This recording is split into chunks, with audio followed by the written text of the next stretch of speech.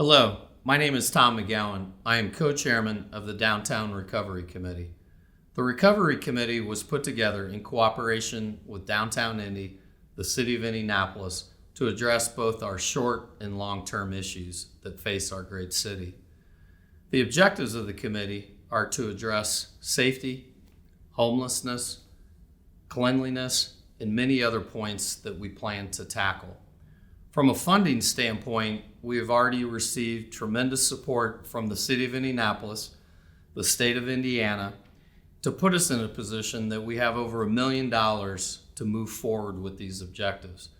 The funding committee, which includes John Licklider, Brad Chambers, and myself, are been put together to make sure that all these objectives remain sustainable in nature.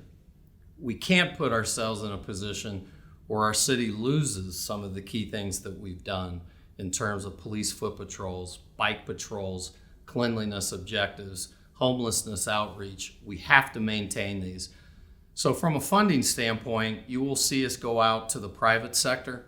You'll see us talk to endowments and other organizations, as well as key individuals, to make sure we're successful in moving forward with the key objectives of the Downtown Recovery Committee.